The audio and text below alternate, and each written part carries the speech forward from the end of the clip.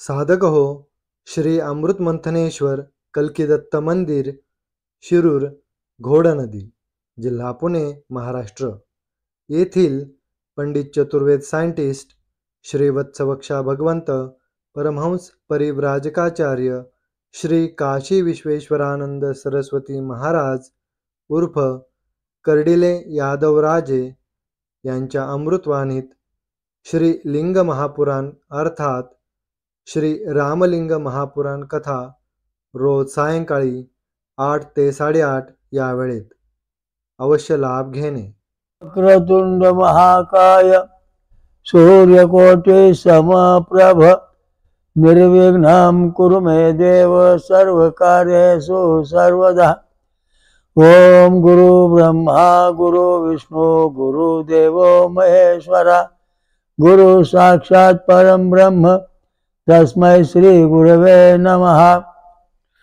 ओम शांताकारं भुजगशयनं पद्मनाभं सुरेशं ओम विश्वाधारं गगनसदृशं मेघवर्णं शुभांगं लक्ष्मीकान्तं कमलनयनं योगिध्यानगम्यं वन्दे विष्णुभवहरं सर्वलोकैकनाथं. ओम शांती. आज आपण श्रीलिंग महापुराण अर्थात श्री रामलिंग महापुराण याच्यामध्ये पूर्वीचे राजे लोक जे होते ते यज्ञ करीत असत.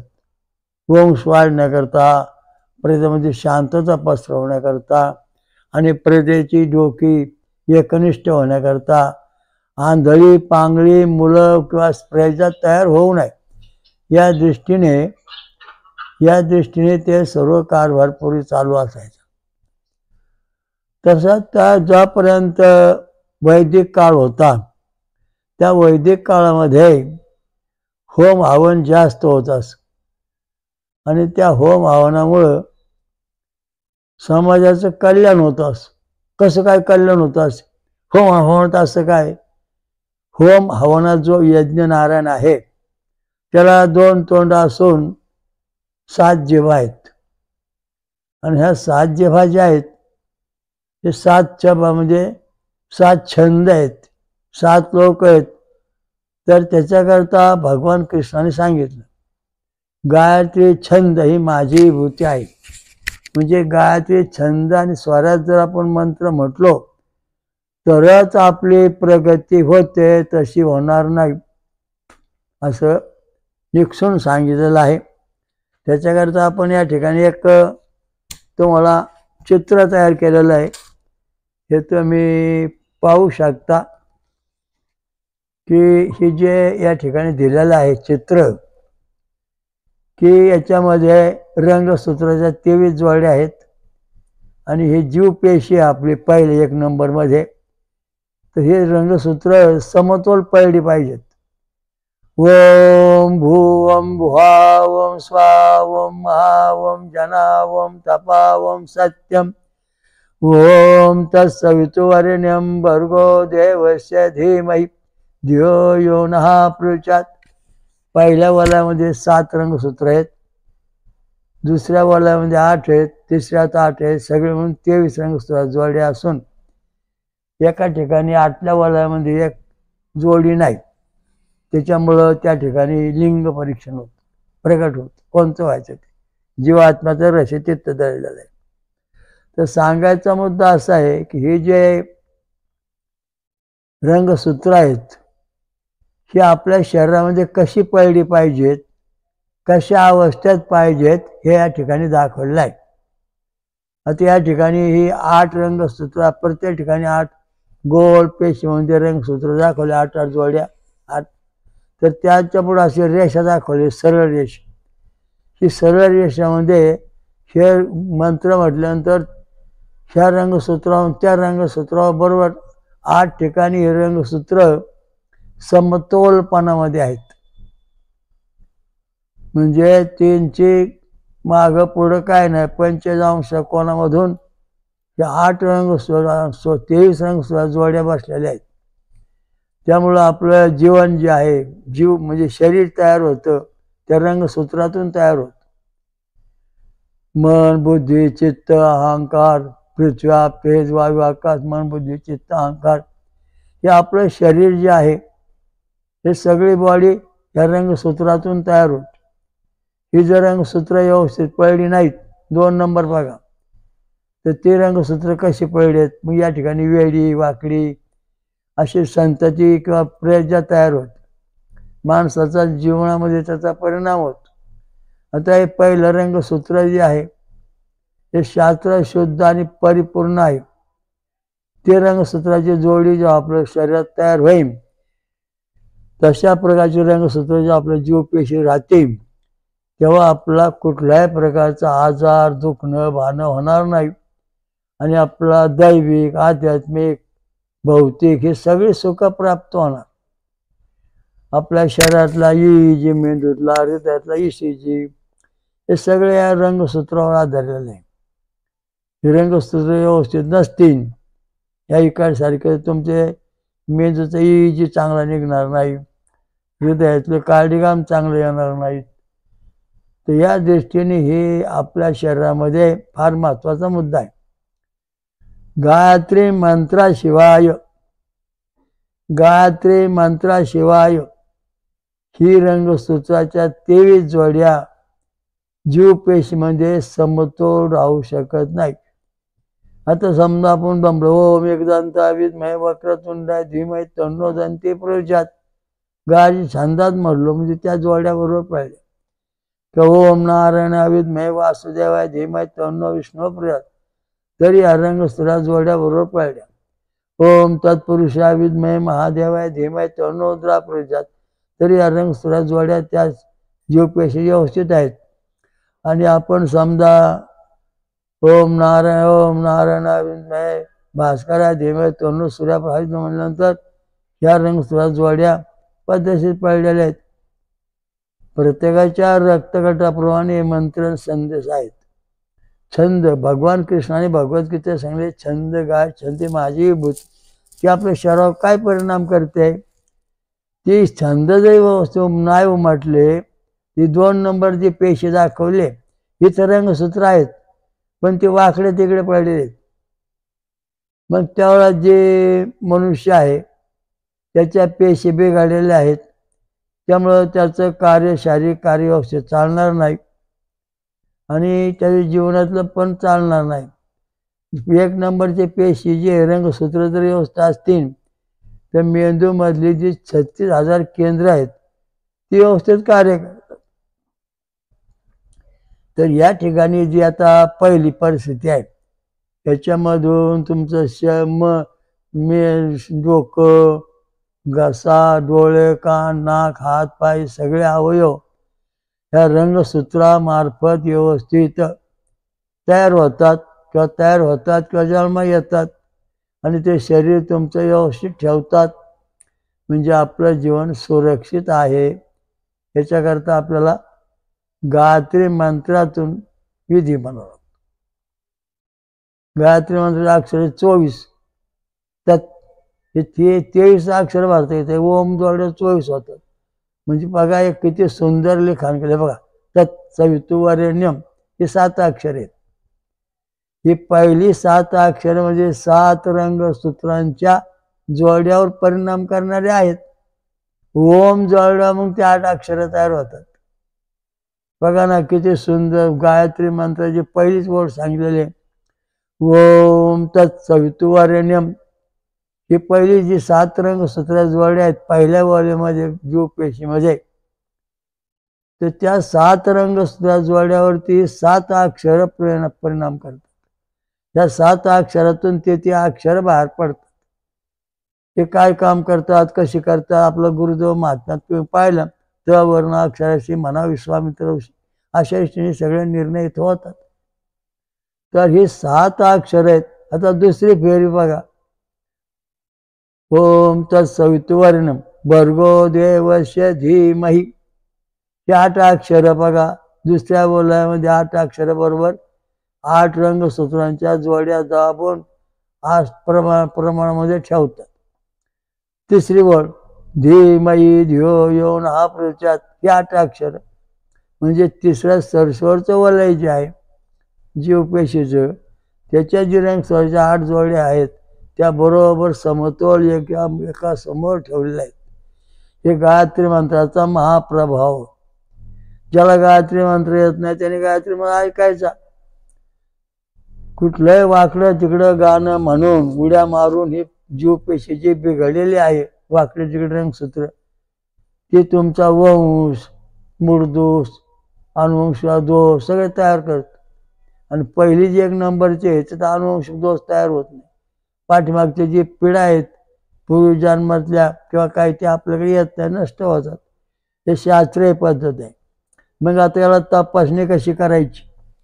आपण जेव्हा EEG किंवा ECG काढा तर आपण या आपल्या ज्या या शरीरातल्या ज्या रंगसूत्र जोड्याबरोबर काम करतात का नाही आपण पाहू शकतो. कारण हे सायन्स नाही, धर्म विज्ञान आहे. हे म्हणजे वेद आहेत. वेदाप्रमाणे छंद आहेत. हे 7 छंद आहेत. हे 7 छंद जे आहेत ही गायत्री छंदाला जोडून आहेत. गायत्री छंदामुळे 7 छंद तयार होतात. तर त्यांचं कार्य कसं चालतं, हे रंगसूत्र कशी काम करतात याच्यावरून आपल्याला कळतं. 6 ते 10 MM आली की समजायचे रंगसूत्र आपल्या शरीरामध्ये 100% काम करतात. 5 MM आले हे रंगसूत्र 50% काम करतात. आणि जर आधी कोणी आलं तर कधी काम करतात, कधी करत नाही, कधी बंद पडतात. आणि निगेटिव्ह आलं तर कामच करीत नाहीत. म्हणजे आपल्या शरीराचा असा परिस्थिती होतो. म्हणजे आपल्या सर्वसाधारणपणे रंगसूत्र तपासणे फार अवघड आहे आणि त्याचा निर्णय करणे फार अवघड आहे. म्हणून आपल्याला गायत्री मंत्र छंदामधून आणि गायत्री मंत्रामधून यांचा आढावा घेता येतो. तर हे जे रंगसूत्राच्या 23 जोड्या आहेत त्या भगवान कृष्णाने गायत्री छंद ही माझी विभूती आहे, म्हणजे प्रत्यक्ष मी तिथं आहे किंवा याच्यातून ही नष्ट होणारी शक्ती नाही. जशी गायत्री म्हणते जगामध्ये कायम सारखी चालन तशी तशी तशी परिस्थितीचा वंश समाज चांगल्या मार्गाने चालणार आहे. आणि जर तो गायत्रीमध्ये समाज आला नाही, ही 2 नंबरची पेशी दाखवली अशी हे तुमचे रंगसूत्र वाकडे तिकडे पडणार. कुठं चालला रे, काय बोलला रे, कुठं बसला रे, काय खाली असं गाणी लावतो आपण. बोल बोल बोल बोल राजा बोल अशी वाकडी तिकडे गाणी म्हणत बसलो तर ही रंगसूत्र व्यवस्थित कार्य करीत नाहीत. गांजा पिणे, दारू, अजून जी निर्व्यसनी माणसं आहेत, फळ खाऊन दूध पितात, त्यांची ही रंगसूत्र 1 नंबरमध्ये असतात अशी परत प्रकट होतात आणि मग त्यांच्या जीवनातले सगळे कार्य होतात. आणि दुसरी पेशी जी आहे त्याच्यामध्ये अमंगळ खाणे, व्यसन करणे, याच्यामुळे अशी गुंतागुंत तयार होऊन ते वंश चांगले होत नाही. माझे असे बरेच व्यक्ती आहेत त्यांना डॉक्टरने सांगितलं की तुमचे शरीरामध्ये दोष आहे, संतती होणार नाही, रंगसूत्र व्यवस्थित तयार होत नाहीत. मग त्यांना मी सांगितलं आपलं गुरुदेव महात्मा तुम्ही पारायण करा. याच्यामध्ये 12-14 अध्याय जवळजवळ गायत्री पंचांगाचे आहेत आणि गायत्री मंत्र व्यवस्थित जपा. मग ही गुणसूत्र जर तुमच्या शरीरात नसतील तर या मंत्राच्या लहरीतून तयार होतील आणि मग ते तयार झाली. ह्याची पहिले 2 नंबरची पेशी वाकडी तिकडे आहे ते पेशी सरळ झाली 1 नंबरमध्ये आली आणि मग त्यांना संतती झाली, वंश वाढले. अशी जवळजवळ हजारो प्रकारची उदाहरणं आहेत. म्हणजे भगवान कृष्णाने आपला समाजाचा वंश चांगला ठेवण्यासाठी, समाजाचा वंश चांगला ठेवण्यासाठी ही योजना तयार केली. आपला मेंदू कसा काम करतो, काय करतो हे तुम्ही पाहिलं. आता आपण आपल्या शरीराच्या पेशीकडे मेंदूच्या 36,000 केंद्राकडे येऊ. मग आपल्याला ती माहिती कळणार. आता हे दुसरं चित्र तुमच्या पुढं उभं केलंय, हे बघा. हे तुमच्या पुढं उभं केलेलं जे चित्र आहे हे 1 नंबर आणि 2 नंबर. आता 1 नंबरची पेशी जी आहे ती रंगसूत्र व्यवस्थित पडली गायत्रीची की आपल्या मेंदूमध्ये जी 36,000 केंद्र आहे तेवर बघा कसे दाखवले, समतोल सारख्या अंतरामध्ये असे असे तयार होतात. मग त्यामुळं आपल्याला दुखणे भाणी येत नाहीत, शरीर निरोगी राहतं, उत्तम राहतं. कुठलाही शरीरामध्ये दोष संकल्प तयार होत नाही. कारण गायत्री मंत्र हा महत्वाचा मुद्दा आहे. साम गायन, साम गायन, भजन कीर्तन जागरण गोंध याच्यामध्ये पण तो येतो. म्हणजे 24 अक्षराचा आता रूपोपा आता लोचनी हा अभंग आपण घेतला तर हा गायत्री मंत्रात तत्वात बसतो. म्हणजे तो अभंग आपल्या शरीरावरती गायत्रीचा प्रभाव दाखवून देतो मंत्राचा. तर त्या पद्धतीने या ठिकाणी गायत्री मंत्र, विश्वामित्र ऋषी, सविता देवता, गाय छंद, षडजा स्वर सांगितलेला आहे. 1 नंबरचं मग जे सांगितलं चित्र, आता त्या जे रंगसूत्र तर ते आपली रंगसूत्र व्यवस्थित असली तर डोक्यातली ही जी 36,000 केंद्र आहेत ते अगदी व्यवस्थित काम करतात. आता हे 2 नंबरचे मग अशी पेशी पाहिली वाकडी तिकडे. आता 2 नंबरचं आपलं डोकं पाहू. जेव्हा आपण भजन म्हणतो, ओम दत्त दत्त राम राम, ओम दत्त दत्त राम राम, ओम शिव शिव श्याम श्याम, ओम शिव शिव श्याम श्याम, असं भजन म्हणतो. त्यावेळेस ज्या डोक्यातल्या 36,000 केंद्र आहेत आणि ती रंगसूत्र जी आहेत ती एकमेकांना पोषक होऊन ही रंगसूत्र समतोल सारख्या आकारात पडतात. मग ही कशी बिघडतात हे बघा. ओम दत्त राम राम, ओम दत्त राम राम, शिव शिव श्याम श्याम, शिव शिव श्याम श्याम, दत्त राम राम, दत्त राम राम, ओम शिव शिव श्याम श्याम, असं जेव्हा आपण म्हणतो तेव्हा 2 नंबरचं डोकं बघा, हे सगळे केंद्र एकत्र आलेले आहेत आणि ती एकमेकांच्या फार जवळ आलेली आहेत. त्यामुळं समजा आता तुमचं डोकं दुखतंय, आता या ठिकाणी ज्ञान केंद्र आहे आणि ते ज्ञान केंद्राला डोकं दुखीचं केंद्र जे डोकं दुखायचं काम, डोक्यामध्ये काम करणारे जे केंद्र आहे ती एकमेकांना चिकटली तर ह्या ज्ञान केंद्राचे संस्कार त्या डोकंदुखी केंद्र जे नीट करायचे ते जातं आणि मग ते केंद्र बिघडतं आणि मग डोकं दुखायला लागतं, हातपाय दुखायला, पाय दुखतात, हातपाय दुखतात. कारण का यांचे आकार जवळ आलेले आहेत.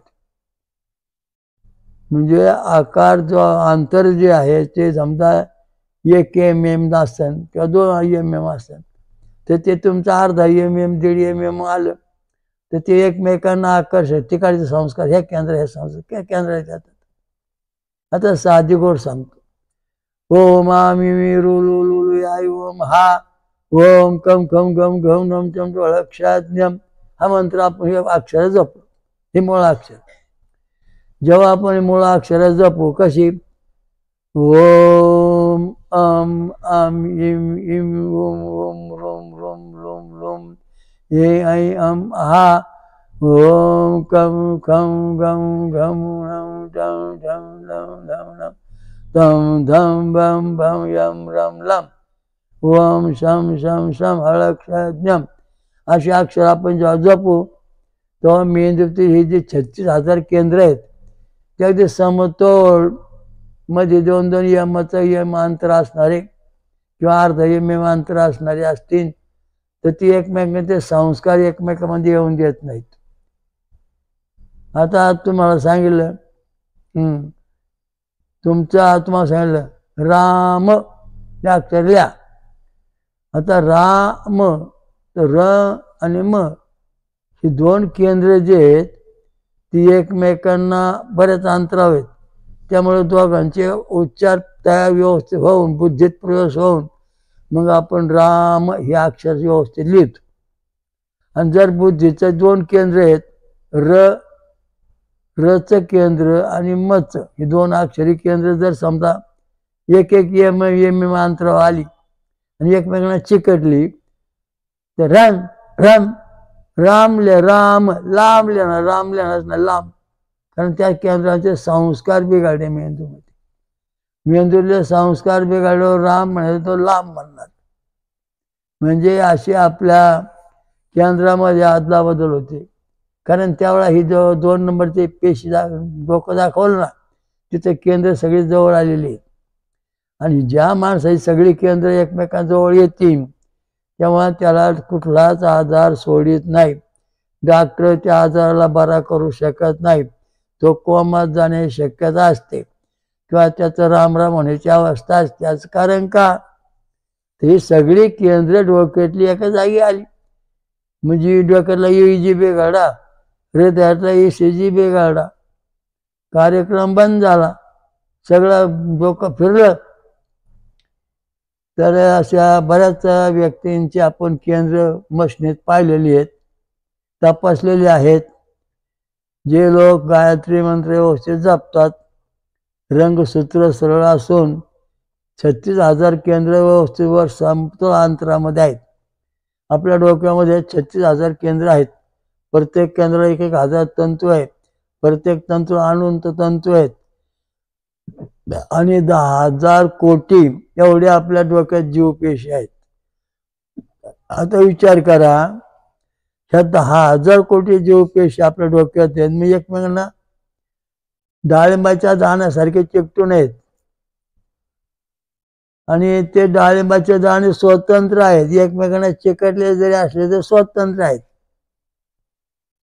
ह्या जीवपेशी.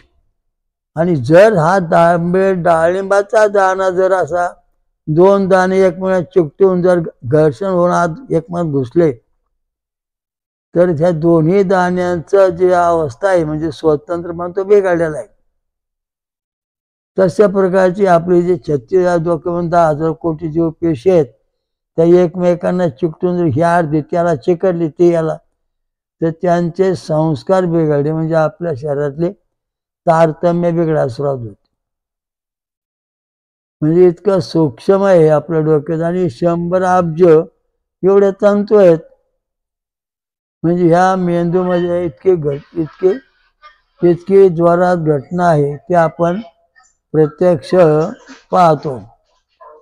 तर सांगायचा मुद्दा असा आहे की ही जे आपल्या शरीरामध्ये केंद्र आहेत, ही केंद्र समतोल ठेवण्याकरता आपल्याला गायत्री मंत्र, भजन, कीर्तन, जागरण, गोंधळ आणि भराड म्हणजे बनवताच. ही देवदेवतांची वाद्य संगीत आहे ती आपलं संबळ देवीचा. आता संबळ तर हृदयाचं काम करतो. म्हणजे हे जे आहे ना, डम डुंबक डम डुंबक डम डुंबक असे जे आवाज करणारी वाद्य आहेत. विणा आहे, विणा चालतो म्हणजे आपल्या शरीराला मज्जातंतू विणा व्यवस्थित ठेवतो. टाळ वाजतो, पखवाद वाजतो म्हणजे आपल्या केंद्रांचे अंतर जे बिघडल्यात ते भजन कीर्तनामुळं बाजूला होता. हा महत्वाचा सिद्धांत इथं आहे. हे कीर्तन भजनात तुम्हाला हे सांगता येऊ शकतं की ही माणसा मेंदूची केंद्र ही एकमेकांना चिकटल्या दात्रीसारखी. तर भजन कीर्तन करून ते समतोल होतात. ते मनोरुग्ण केंद्र आहेत. माणूस मनोरुग्ण झाले ते 2 नंबरचा जो 2 नंबरचं जे डोकं आहे त्या ठिकाणी दाखवलेलं आहे ते केंद्र सगळे एकत्र आले. त्यामुळे मनुष्य मनोरुग्ण बांधला. दारू पिऊ लागला, गांजा ओढू लागला, कारण केंद्राचा ताळमेळ नाही राहत. काही बोलायला लागला तो बडबड करायला. कुठे गेलतो? अरे अहो मी गावाला गेलो होतो. कोणचा? 1 नंबरचा मेंदू बोलला. कुठे गेलता? काय करत होता? कसं करत होता? तुला समजत नाही का? गावाला चालता? तुला अकल नाही का? पत्ता नाही का? असा जो नुसतं गावाला गेला एवढ्या शब्दांत 50 शब्द बडबड करणार आणि ती बडबड करणार म्हणजे त्याच्या केंद्रात दोष तयार झाला. तो समतोल बोलत नाही आणि सारखा बडबड करतो. केंद्र बिघडलं. मोबाईल आहेत. हे मोबाईलवर तुम्ही जर सारखे बडबड केली तर ही 2 नंबरचं डोकं आहे ना, असे तुमचे केंद्र एक जागी येऊन काय दिवसांनी तुम्हाला ट्यूमर किंवा अनेक प्रकारचे आजार होणार आहेत.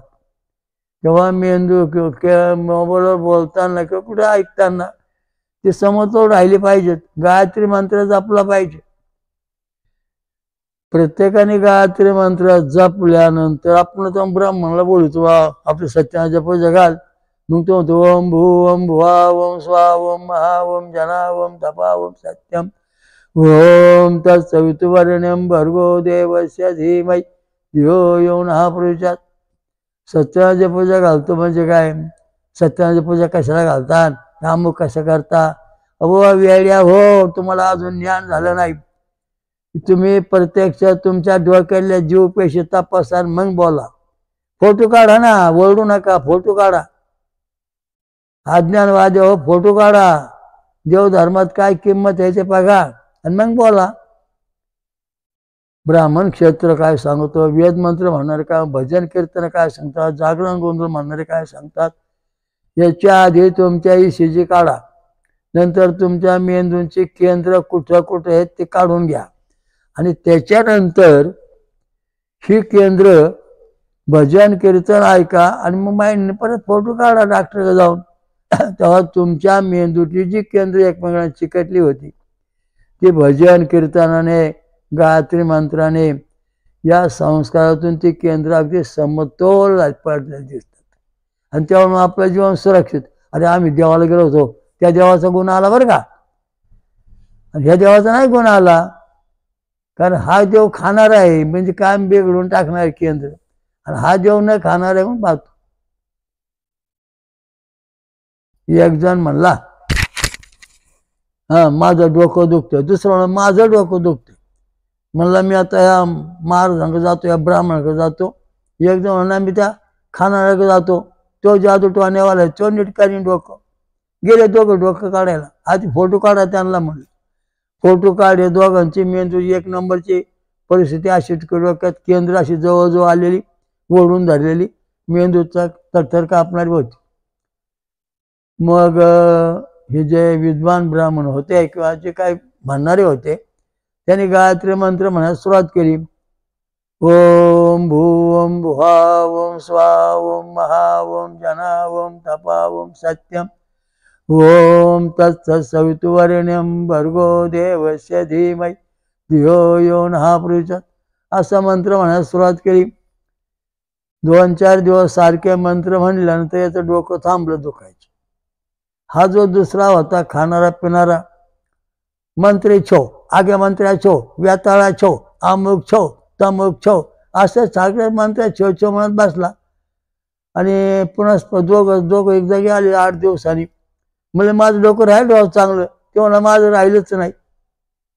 कारण का ते चुकीचे मंत्र म्हटले गेले. त्याला जे रंगसूत्र गुणसूत्र जे आहेत ती समतोलपणामध्ये आली नाहीत आणि ते मंत्र छाछून येत नाहीत, लक्षात ठेवा.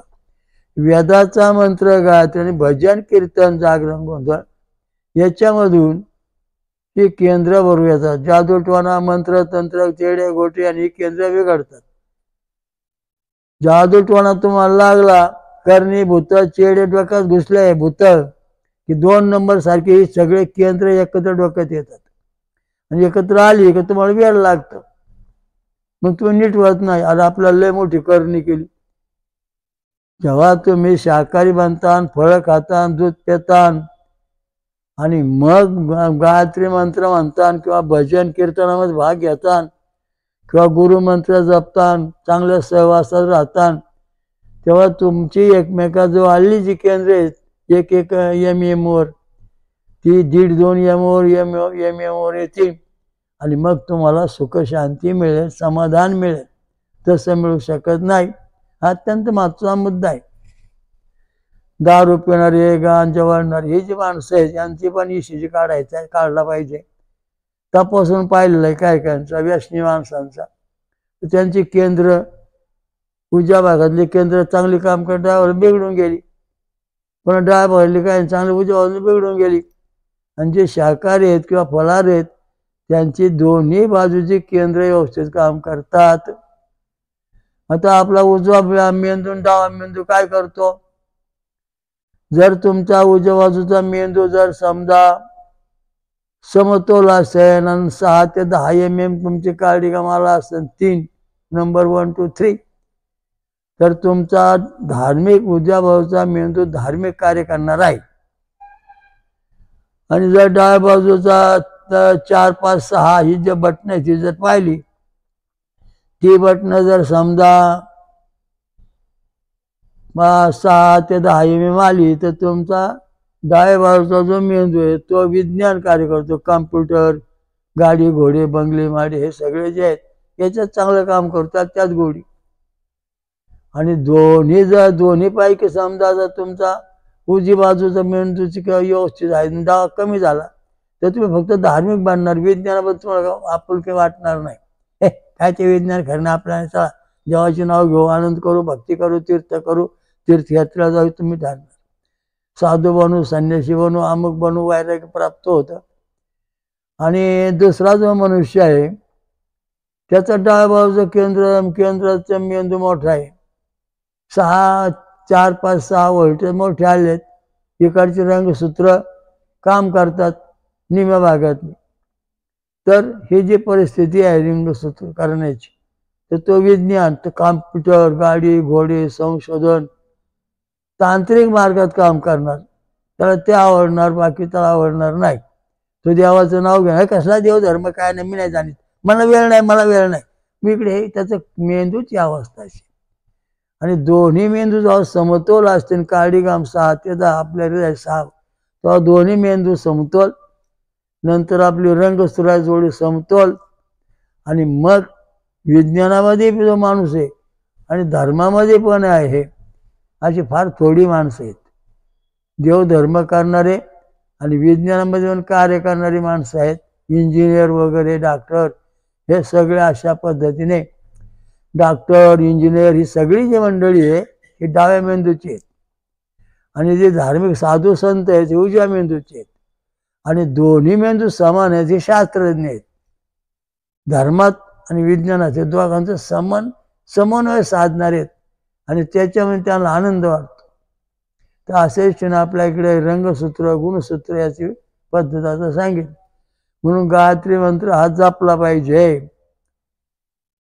भजन कीर्तन ऐकलं पाहिजे किंवा आपण म्हटलं पाहिजे. तर हे सगळ्या गोष्टी आहेत. रंगसूत्राच्या 23 जोड्या गायत्री मंत्राशिवाय समतोल पडत नाहीत. आणि त्या समतोल न पडल्यामुळे आपल्या जीवनाचं, वंशाचं 3-13 होतात. मूळदोष होतो काय लोकांना डोळे नाही, दृष्टी नाही, जन्माचा आंधळी पांगळी जन्माला आली. आयला काय द्यावा राव, ही पांगळी आंधळी जन्माला आली, याचं कारण काय? तर आपल्या शरीरामध्ये जी गुणसूत्र आहेत ती वाकडी तिकडी 2 नंबरच्या पेज सारखी वाकडी तिकडी पळलेली आहेत. आणि ती वाकडी तिकडी पळल्यामुळं त्या मुलाला होणाऱ्या संततीचे काही पाय नाहीत, कोणाला डोकं नाही, कोणाला हात नाही, कोणाला पाय नाही, कोणाची बुद्धी, कोणाला डोळे गेलेत, म्हणजे अशा अपंग अवस्थेचे जन्माला येतात, कमकुवत अवयवाचे जन्माला येतात, चित्रविचित्र संत जन्माला येत. याचं कारण की आपल्या शरीराची रंगसूत्र हे समतोल नसतात. मग म्हणतो माऊला लागली, तुला खेळ लावला, करणी केली, भानामती लावली, जादू लावला, टोणा लावला, पळा पळा पळा, कोंबड्या बकऱ्या कापू कापू मेली, सरी सरसवला तशीच राहील. कारण का, ती रंगसूत्र जी आहेत ह्यांना शाकाहारी अवस्था महत्वाची आहे. आणि रंगसूत्र ज्यांची व्यवस्थित पडतात सतत पुरुषामध्ये, त्यांना पण स्त्रियामध्ये ही रंगसूत्र जी आहेत व्यवस्थित, तर त्यांचं जीवन सुरक्षित आहे, वंश व्यवस्थित आहे, पिढीजात वंश आहे, अनुवंशिक दोष या पिढीमध्ये येत नाही. ते होऊ नये म्हणून गायत्री मंत्र जपणारा ब्राह्मण समाज याच्यामध्ये अनुवंशिक दोष येत नाही, कमी असतो. इतर समाज गायत्री मंत्र म्हणत नाही, बाकड्या तिकड्या, धावरे ब्यातळण, धावरे अमुकन, धावरे बाबान, धावरे खावऱ्या, छो छो छो असे मंत्र म्हणतात. गुरु का मंत्र छो, बाबा का मंत्र छो, असे मंत्र म्हणणारे जे आहेत त्यांना ही रंगसूत्र त्याच्यामध्ये बसवता येत नाहीत. म्हणून भगवान कृष्णाने काय सांगितलं की गायत्री छंद ही माझी भूती आहे. आता बघा आपण म्हणतो गणकृषी गणपती देवता, अनुष्टू गणपती देवता आणि गाय छंदा प्लस षडजा स्वर सांगितला नाही. तर तिथं आपण म्हणा षडजा स्वरा, तेव्हा हा मंत्र पूर्ण होतो. ओम एकदंता विद्महे वक्रतुंडाय धीमहि तन्नोदंती प्रजा, तेव्हा आपल्या शरीरातले रंगसूत्र व्यवस्थित जागेवर येतात, तशी येत नाहीत. त्याच्याकरता त्याची सिद्धी मिळवणारे, नंतर मग काय मंत्र म्हणणारे जर असतील, ईश्वरी साक्षात्कार होण्याकरता ही रंगसूत्र समतोल असले पाहिजे शरीरामध्ये. त्यामुळं मेंदूचे 36,000 केंद्र समतोल राहतात, मग त्यामुळे देवा दर्शन होत. आता ही टी व्ही आहे, त्या टी व्हीमध्ये अशी निर्णय बटणं आहेत, ती सगळी बटणं एकमेकांना सहाय्य करून चित्र तयार होत. मग काय मुंगी येतात टी व्ही म्हणजे पाहिलं मुंगी आल्या बिघाडी टी व्ही, मुंगी आल्या. तशा आपल्या शरीरामध्ये वाकडे तिकडे मंत्र म्हणून त्या मुंग्या येतात, म्हणजे केंद्र एकमेकांना सहकार्य करीत नाहीत. त्यामुळे शरीराची वाढ व्यवस्थित होत नाही. डोळे, कान, हात, पाय हे सगळे त्रासदायक आहेत. मग आपण जेव्हा आपण गुरुकडे जातो, गुरु करतो, कोणता गुरु करायचा? मग तो गुरु कोणता आहे तो पाहिला जातो. दारू पिणार आहे का, गांजा वळणार आहे का, आघोरी आहे का, गायत्री मंत्र म्हणणार आहे का, योगी आहे का, संन्यासी का, सगळ्या बाबतीत आपण विचार करून मग गुरु करतो. तर ज्याच्याकडे गायत्री मंत्र म्हणण्याची काय क्षमता आहे त्याच गुरु महाराजांकडून आपलं कल्याण होतं, बाकीचं होत नाही. स्वर्गात जागा मिळत नाही, कारण स्वर्गात जाण्याकरता गायत्री मंत्र महत्वाचा आहे. गायत्री मंत्र जपल्याशिवाय आपलं शरीर स्वर्गात जायचं योग्य होत नाही.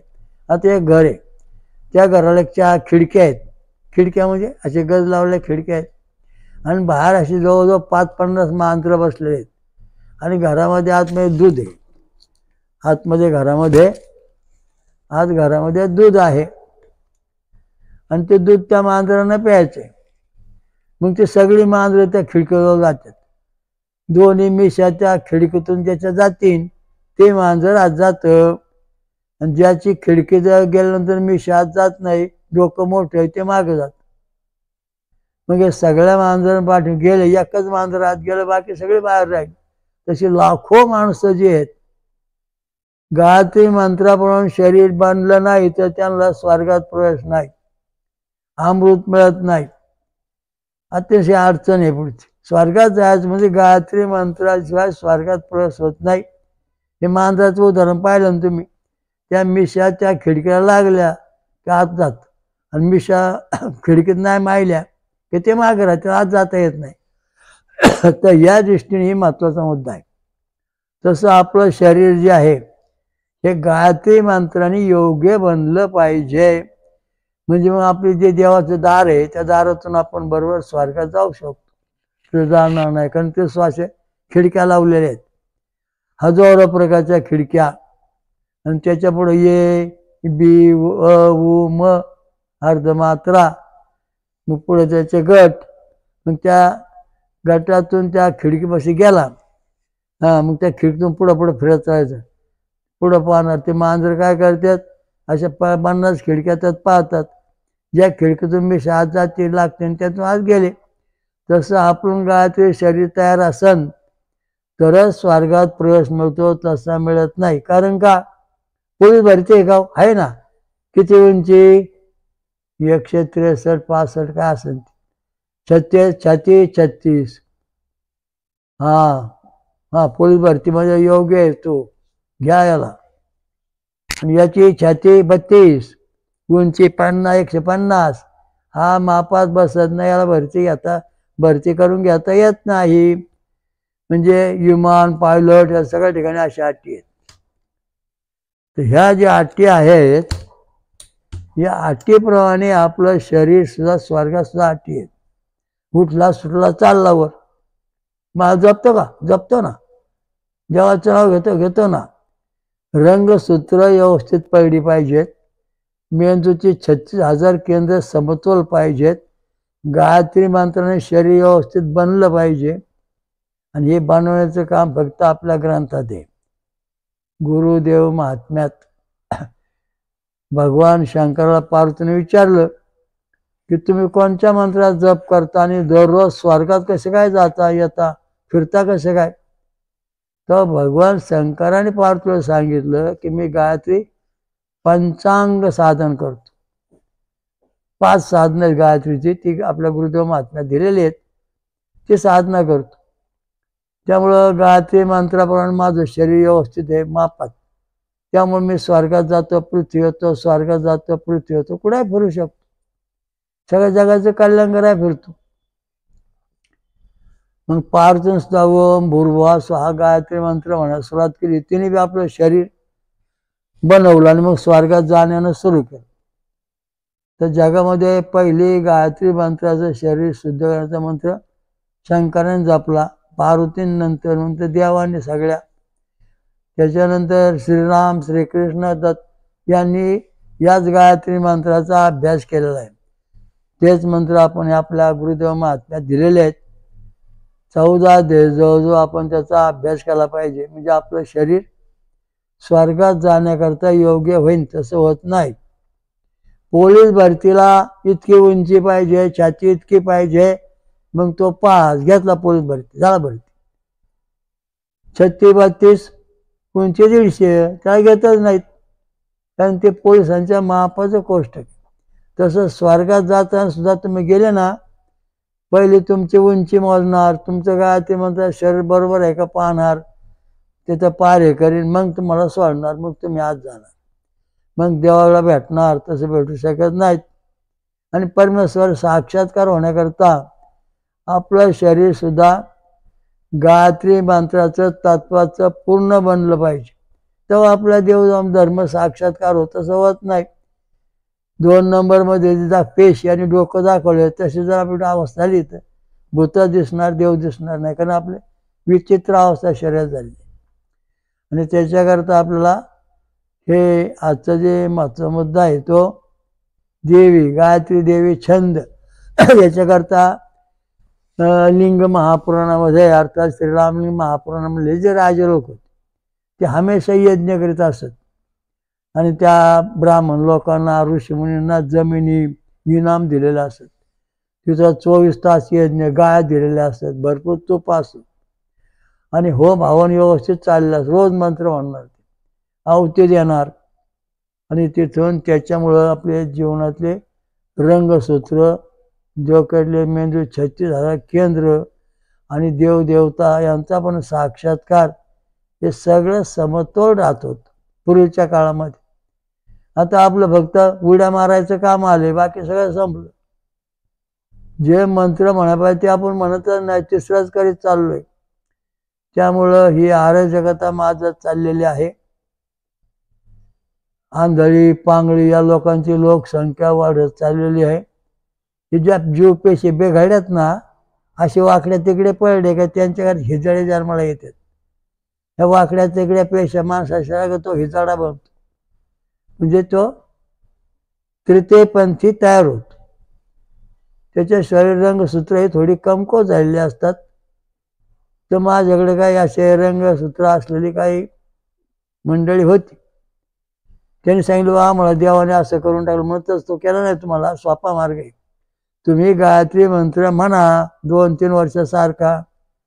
मग ते जे तृतीयपंथी लोक होते त्यांनी गायत्री मंत्र म्हणायला सुरुवात केली. आणि त्याच्यामध्ये काही काही जे होते त्यांना पुरुषत्वाचं शरीर निर्माण झालं, स्त्रीतत्व शरीर निर्माण झालं. म्हणजे पुन्हा ते मानवरूपामध्ये आणता येतात. ह्या गायत्री मंत्रामध्ये ताकद आहे, पण त्याची अभ्यास शास्त्र केलं पाहिजे. तृतीयपंथाची माणसं, कामातून गेली माणसं, माणसाचं शरीर बिघडले, डोकं हातपाय दुखते, पाय वाढतात लोक, माझं पाय दुखणं टाकून. अरे पण तुम्ही गायत्री मंत्र ऐकण्याकरता इथं बसतच नाही. आली का पळाली, आली का पळाली, पळा कवऱ्या पळा मारा, संपलं. जग जगायचा सण तर एकच रामबाण औषध. गायत्री छंदातील मंत्र म्हणणे, दुसरा पर्याय नाही. त्याला जोडून भजन, कीर्तन, जागरण, गोंधळ ऐकणे किंवा स्वतः भाग घेऊन म्हणणे, हा दुसरा पर्याय त्याला आहे. या दृष्टीने आपल्या शरीरातली रंगसूत्र, गुणसूत्र हे समतोल राहतात, ते बिघडत नाही. तर लक्षात ठेवा. अशा दृष्टीने आजचं हे सारांश रूपाने थोडक्यात सांगितलंय. चित्र पण दाखवले, अभ्यास करा. आणि ज्याला जास्त अभ्यास शिकायचा असेल त्याने कल्की दत्त मंदिर शिरूर घोडणीत येऊन भेटा, आपल्याला तुम्हाला माहिती मिळेल. माझ्याकडे आतापर्यंत 1 कोटीपेक्षा जास्त लोकांचे रंगसूत्र आणि मेंदूचे विकार नीट झालेले आहेत. हजारो माणसं आहेत. आणि त्याचे प्रत्यय पण येतो, मग त्याचं ECG काढून बघा, EEG काढून बघा, त्याचं तयार होतं. आता याच्यामध्ये महत्त्वाचा मुद्दा असा आहे की ज्या जीवपे रंगसूत्र समतोल जीवपेशीत आहेत त्याची डोक्यातली मेंदूची केंद्र व्यवस्थित आहेत, 36,000. त्याला ईश्वर प्राप्ती, साक्षात्कार, देव त्याच्यावर बोलतात, ज्ञान सांगतात. आणि दुसरा 2 नंबर जे आहे पेशी वाकडी तिकडी, त्याच्या डोक्यातली केंद्र सुद्धा एकमेकांना चिकटून वाकडी तिकडी झालेले आहेत. तो माणूस देवधर्म तर करीच नाही, थोडं वेळ का करू, मला सुधारायचं कसं काय? हे मनोरुग्ण कसं काय सुधारायचं? मनोरुग्णाचं प्रमाण जगात खूप आहे. इथून पुढे मनोरुग्णाचं प्रमाण वाढणार आहे. माणसं येडीवाळ, माणसाला तुमच्या मित्रांशी तुमच्या शत्रू तुम्हीच. जोपर्यंत मेंदूचे केंद्र एकमेकांना चिकटत नाही तर तुम्ही तुमचे मित्र, तुम्ही तुमचे देव, तुम्ही तुमचे हितकर्ते, प्रगती करते. जेव्हा तुमच्या मेंदूची केंद्र जीव रंगसूत्र वाकडी तिकडे वाढतील, जीवपेशी आणि रंगसूत्र, तेव्हा डोक्याची केंद्र एकमेकांना चिकटून जवळ येतील. त्यावेळेला तुम्ही तुमचे वेडे बावळट, म्हणजे तुम्हाला काय येणार नाही. शाळा कॉलेजमधली मुलं यांची काय वेळा डोके बिघडायचं. कारण का तर याचे रंगसूत्र गुणसूत्र जे आहेत, नंतर मेंदू केंद्र आहेत ते एकदम बंद पडतात व्यसन केल्यामुळे. व्यसन केल्यानंतर मेंदूची केंद्र जी आहेत, जी जीवपेशी आहे ती वाकडी तिकडी वाढते, त्यातले रंगसूत्र वाकडी तिकडे तयार होतात. आणि डोक्यातल्या मेंदूची जे केंद्र आहे ते सगळी एक जागी येतात किंवा एकमेकांना चिकटतात, त्यामुळं ही सगळं घडतं. आता समजा आपले पाय दुखतात, पाय दुखताच्या पायाचं नियंत्रण करणारं केंद्र मेंदूमध्ये, तर त्या मेंदूच्या पायाच्या केंद्रात दुसऱ्या एखादं केंद्र येऊन चिकटलं की ते आपलं पायाचं केंद्र काम करायचं डोक्यातलं बंद होतं, मग खाली पाय दुखायला लागतात. मग ह्या डॉक्टरकडे जा, त्याच्या बा डॉक्टर सांगतात काय बरं होणार नाही, पाय तोडावं लागेल, काय खरं नाही. मग त्याच्याकरता आपण एखाद्या देवलशी छाचीवाला काढतो, काय जमत नाही, कोंबड्या बकऱ्या काय जमत नाही. मग आपण जातो विद्वान पंडित एखाद्या गुरुंकडं, होम करणाऱ्यांकडं, नंतर विद्वान ब्राह्मणाकडे जाऊन मग ते मंत्र म्हणतात, या सकाळी बा थोडे मंत्र टाकू, थोडाफार मंत्राचा प्रयोग केला जातो. आणि मग हळूहळू त्याचे जे केंद्र आहेत एकमेकाला गुंतलेली ते सरळ होऊन सारख्या प्रमाणात पडतात. मग तो मन त्याचा पायात दुखण्याचा आजार बरा होतो, मनोरुग्ण नीट होतो, दारू पिणारा सरळ होतो. दारू प्यायची बंद का होत नाही? तर त्याची मेंदूची केंद्र आहेत, जीवपेशी जे खाल्ल्या पिळल्यामुळे ते संकोचित बनते वाकडी तिकडे, मग त्यामुळे लिव्हर फुटतो दारू पिऊन. का तर लिव्हरमध्ये जे रंगसूत्रापासून जे लिव्हर तयार होतं ते लिव्हरचं रंगसूत्राचं केंद्र बंद पडतं, वाकडं तिकडं होतं, त्यामुळे लिव्हरला भोकं पडतात, शरीराला भोकं पडतात, मेंदूला भोकं पडतात, सगळ्या ठिकाणी अशी परिस्थिती. तर त्याच्याकरता प्रत्येकाने गायत्री मंत्र रोज व्यवस्थित म्हटला पाहिजे. स्त्री पुरुषांनी दुपारी सकाळी दुपारी संध्याकाळी 3 वेळा मंत्राची पद्धत वेद ग्रंथात दिलेली आहे. परंतु उत्तरेला तोंड करून हा मंत्र आपण 24 तास म्हणू शकतो. ओम भू ओम भुहा ओम स्वा ओम महा ओम जना ओम तपा ओम सत्यम ओम तत्सवितुर्वरेण्यं भर्गो देवस्य धीमहि धियो यो नः प्रचोदयात्. असं म्हणायचं रोज, म्हणजे आपल्या मेंदूतली केंद्र समतोल. घरामध्ये एखादा गायत्री मंत्र जपणारा असन तर घरातले माणसाची डोके सरळ होतात. नंतर गावात तो माणूस जिथे फिरन तिथे त्याची मित्रमंडळी आहेत त्यांच्यावर प्रभाव पडून ते पण व्यवस्थित होतात. ओम स्वयंभू विश्वराजा श्री अमृत मंथनेश्वर कल्किदत्त महाराज की जय। स्वयंभू महापंच सागरेश्वरी महादुर्गा महाशाकंभरी माता की जय। ब्रह्मर्षि अत्रि की जय। महासती अनुसया माता की जय। सर्व देव देवता की जय। सर्व साधु संतन की जय। सर्व ऋषिमुनी की जय। धर्म की जय हो। गणपती बाप्पा मोरया। बुद्धीचे औंढा। हरिओम दत्त। ओम शांती शांती। सर्व साधकांनी महाराजांच्या या वेदमंत्र आणि रक्तगट संशोधनाचा प्रचार करावा। VBK ट्रस्टची योजना बेकारी संपविणे। वेदमंत्र आणि रक्तगट प्रचार करा, समाजाकडून मदत होते। जगभर घरोघरी प्रचार करा। अधिक माहितीसाठी पुढील पत्त्यावर भेट देणे किंवा संपर्क साधणे। VBK ट्रस्टचे स्वयंभू विश्वराजा श्री अमृत मंथनेश्वर कल्किदत्त मंदिर, पाषाणवाडी, शिरूर, घोडनदी, जिल्हा पुणे, महाराष्ट्र। हरिओम दत्त।